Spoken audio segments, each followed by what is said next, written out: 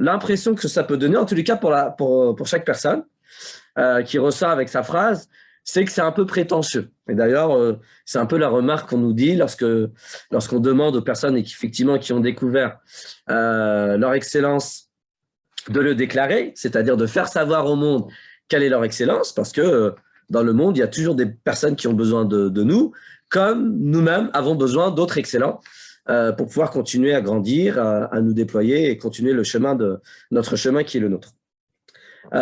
Et l'impression, en fait, elle est vraiment partagée par tous ceux qui passent l'excellence en pensant, ouais, mais est-ce que c'est pas un peu prétentieux de me déclarer comme ça, j'ai l'art j'ai l'art, il y en a qui ont l'art de créer des cocons affectifs et sécurisants dans le but de restaurer la joie de vivre, par exemple.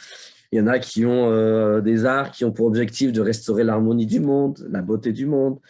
Et donc, il peut avoir cette impression, effectivement, de quelque chose de peut-être un peu plus grand que ce qui est la personne ou de ce qui est réellement l'excellence de la personne. Et Dieu soit loué, si je pouvais m'exprimer ainsi, c'est qu'une impression.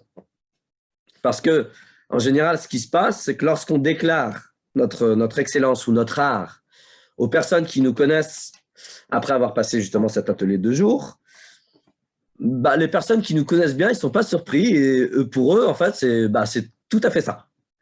Et du coup, ce qui est intéressant à constater, c'est le gap entre notre propre impression d'être dans une forme probablement d'orgueil mal placé et l'impression que la mise en mots de notre excellence fait ou procure chez les personnes qui nous connaissent.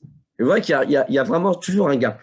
Nous, on a l'impression de se la raconter, entre guillemets, et eux, en fait, bah, ça leur paraît tout à fait normal. Vous avez toujours fait ça. Tout à l'heure aussi, je partageais avec une personne qui a passé son excellence et qui avait déclaré son excellence à sa maman, à sa mère. Et sa mère a dit, bah, en fait, tu fais tout le temps ça. Donc, pour la maman, c'était ni orgueilleux, ni prétentieux, ni de quelque chose qui serait de cet ordre-là. C'était, bah oui, ça reflétait bien, ça révélait bien ce qu'était sa fille.